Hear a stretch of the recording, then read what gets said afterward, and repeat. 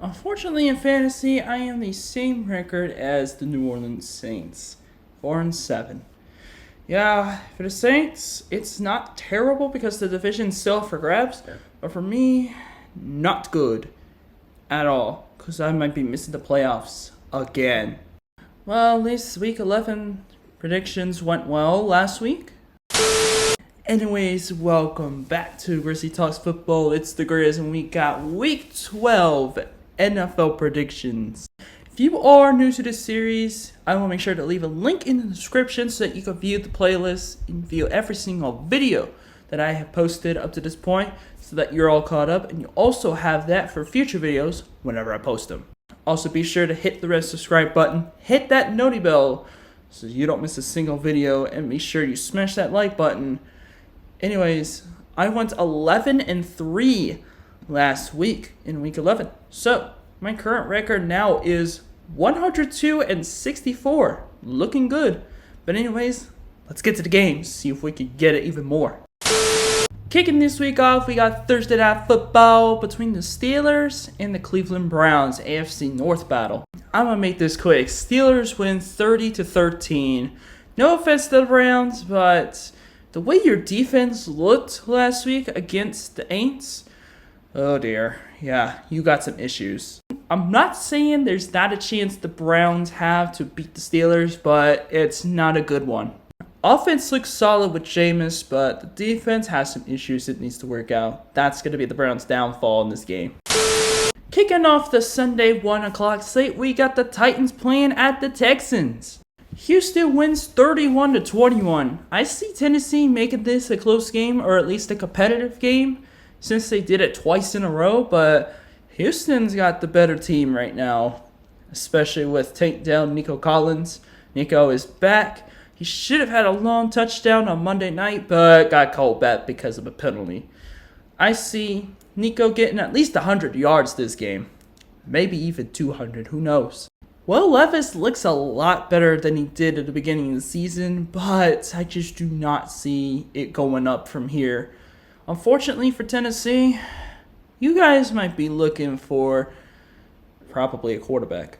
Or maybe some more offensive line help in free agency, because you're going to need it. Next up, we got an NFC North matchup between the Vikings and the Bears in Chicago. Vikings win this game 24-20. Yeah, I see this becoming a close game. Both defenses are very, very solid. I see this not being as high scoring as people think. Sam Darnold, I think, is going to have a pretty hard time with the Bears defense, but I see him pulling out a win anyway. Fortunately, the Bears have a lot of problems right now, especially with the offensive line. They did have a good game last week against the Packers, but then a blocked field goal happened. Unfortunately for Caleb, Vikings have a much better defense than the Packers right now, and I see that being an absolute horrifying game to be if you are the offensive line on the Bears. Up next, we got the Cowboys at the Commanders. Dallas has a chance to do the funniest thing, but not happening. Commanders win 21-17. Cooper Rush isn't the worst starting quarterback. Mike Jones. Yeah, I just do not see Dallas even keeping up with Washington right now, especially since Cowboys defense is looking sloppy. That's also because Deron Bland has been hurt throughout the entire season. As for Washington, they had a rough game against the Eagles, but luckily for them, they're playing a team that's actually way worse. So, Jan Daniels should pop off in this game, along with Brian Robinson and Austin Eckler, if you want to call it that. Up next, we got the Patriots playing at the Dolphins. I hate calling this a tank bowl, but technically it is, but I don't see it though. I see Miami winning 31-10. No, 31-17, excuse me. Both these offenses look solid. I can't believe Drake May is making the Patriots receiving core actually look decent. But they're going against a high-powered offense led by Tua Tagovailoa and Tyreek Hill. And Jonnu Smith. Yeah, Miami should have no problem with this game. Next up, we got the Chiefs playing at the Panthers. This is going to be a massacre. Chiefs win 38-13. Like, the Chiefs are playing pissed because they suffered their first loss of the season to the courtesy of the Bills. And the Panthers are a very struggling team. So, expect a big blowout. I'm talking Lions-Jags, Lions-Titans kind of blowout. Next up, we got the Buccaneers playing at the Giants. Now, this is actually the first interesting game of the week right now. I mean, Daniel Jones got benched, and Mike Evans is coming back, so it's really anybody's guess to how Tommy DeVito plays. Giants still have offensive line issues, so it probably won't matter who they put in a quarterback. I see Buccaneers winning 28-14. With Mike Evans coming back, it's exciting to see how much the offense will be much improved since the injury-prone Bucs were very shaky in the receiving corps. That's why they were 4-6 so far this season. This is a big comeback game for Tampa Bay. They want any chance at winning the division. In the final game of this 1 o'clock slate, we got the Detroit Lions playing at the Colts. AR5 has the chance to do the funniest thing. Imagine if he was the one that handed Detroit their second loss of the season. I gotta see it to believe it though, but I think the Lions are going to win 27-24. I see this being a close game actually. The defense of Indianapolis is actually pretty solid. It's like heavily underrated, and you can't sleep on that defense, especially since it's got the three success that I had. It was like EJ Speed, Zaire Franklin, Nick Cross. Those three guys, that's what I call the triple suspects on the Colts defense because they have been solid. There's also a couple more players that were on that defense as well that are actually really, really decent. But again, don't sleep on that Colts defense. I see this being a close game, but Lions win. Kicking off the Sunday 4 o'clock slate, we got an AFC West matchup between the Broncos and the Raiders in Vegas. I would love to see Gardner Minshew pull out an upset win this week, especially the way he's been playing. He's actually been playing pretty solid lately. But I think the Broncos are going to sweep the series. I see them winning 31-20. Maybe the defense of the Broncos bends a little bit, allowing the Raiders to make this a competitive game, but the Broncos do have a good defense, and their offense is vastly improved, especially since they beat a pretty mid-Falcons team by 30 points, with Bo Nix throwing 4 touchdowns. Yeah, I'd be scared if I was the Raiders. You pretty much have to be perfect if you're the Raiders. You got to get a ton of stops. You got to score at every single drive you get. I just don't see it happening. I got to see it to believe it, Raiders. Make it happen. Up next, we got the Cardinals playing at the Seahawks. This is actually the first close matchup of the week so far. Cardinals, I believe, are coming off a bye week, and Seattle is coming off a huge win to split the series with the 49ers.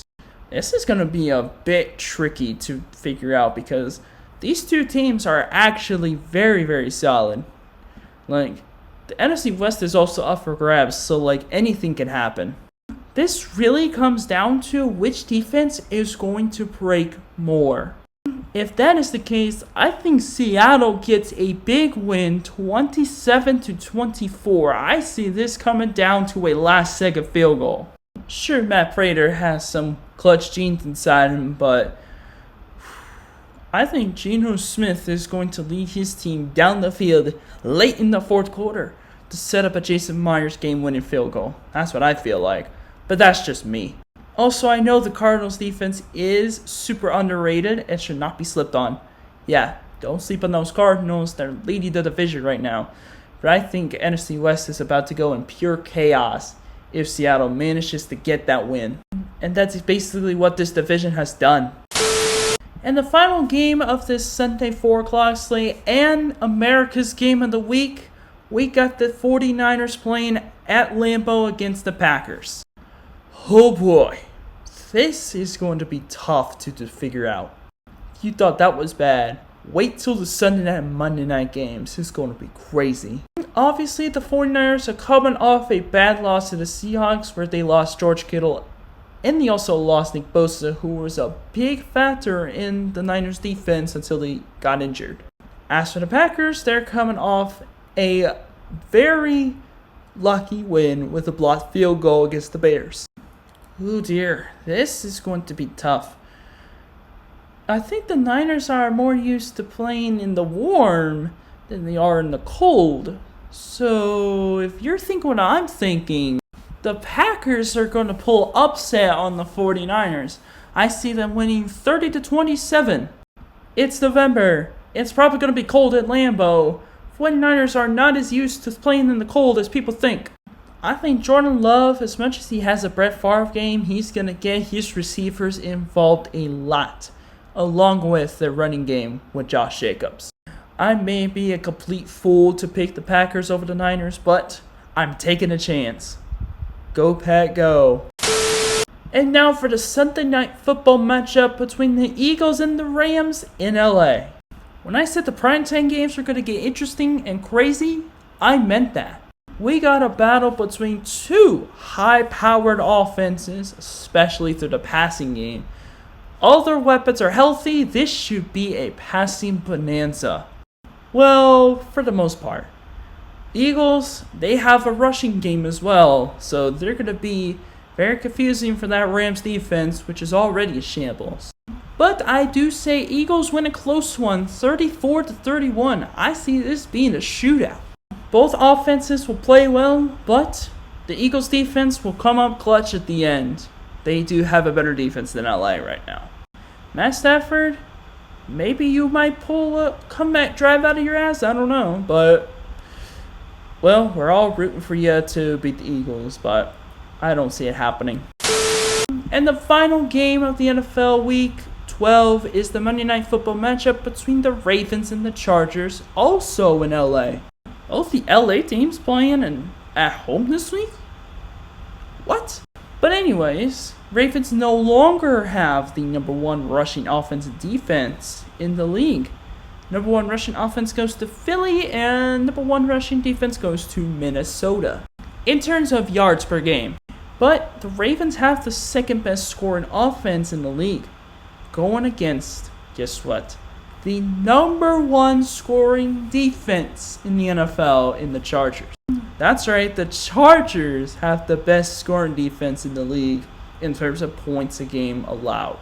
This could be easily the game of the week if it plays out to be a Monday Night Football thriller.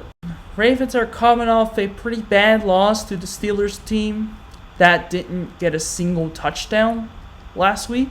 And the Chargers, I'm not sure they were on. No, I don't think they were on bye. No, they just come off a game where they blew an 18-point lead, but still beat the Bengals.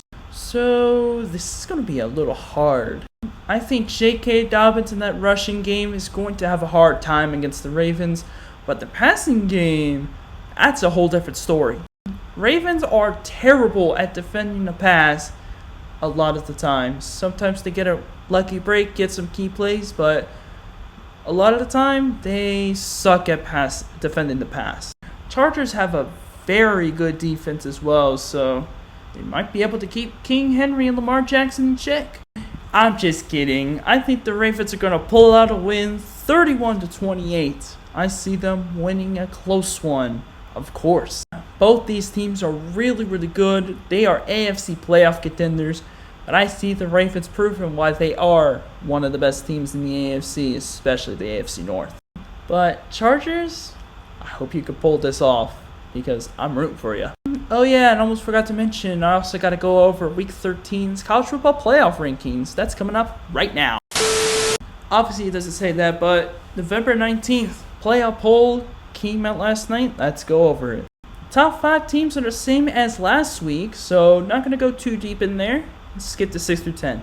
Notre Dame is at 6. I mean, it's not bad. Alabama at 7, thanks to 2 losses. Miami's at 8 for some reason. I don't understand that a little bit. I know they lost to Georgia Tech, but they still have 1 loss. Notre Dame lost to a 5-4 Northern Illinois team. Or are they 6-4? I don't know. But that's a group of 5 team. Miami lost to a Power 4 team. That's a big difference. I guess it's also because Notre Dame played some ranked opponents this year. That's probably why they're ahead, but that's just me. Ole Miss ahead of Georgia at 9 and 10. I am fine with that. Tennessee at 11 behind Georgia. That makes sense. Boise State at 12. They got the 4 seed so far. If they hold on and win the rest of their games, they're going to have to bye. SMU's at 13, BYU's at 14. I think that makes zero sense because we did beat SMU early in the season. But considering that the playoff committee worries about more recent games because they do not have a long-term memory. I swear the committee has short-term memory right now because they have no idea what happened with the SMU BYU game that happened already. A&M at 15, for some reason they don't move, like at all. Colorado is at 16 still. Well, they moved up. Clemson's at 17. South Carolina at 18. Those two teams have to play each other. Rivalry game. Army at 19. They're moving up. So is Tulane. Arizona State, who we have to play on Saturday, is at 21. Iowa State at 22. They're back. Missouri doesn't move after they lost to South Carolina. Okay, committee, they lost. Move them down, please. Put them instead of Missouri, put Memphis in there. UNLV at 24, they're back in the rankings. And Illinois, I don't remember they were there last year. I don't think they were, but they're back. I do have some questions about this, but this is not for me to judge because I don't make these. They do. Let's just hope the Cougars can go 11-1. Please. Up to the Big 12 Championship. Obviously, we want to win that. And that is going to do it for this episode of Grizzly Talks Football. If you enjoyed this episode, be sure you smash that like button, hit that red subscribe button down there, and hit the notification bell so you don't miss a single video. This is the Grizz signing off, and until next time, I will see you guys later. Peace.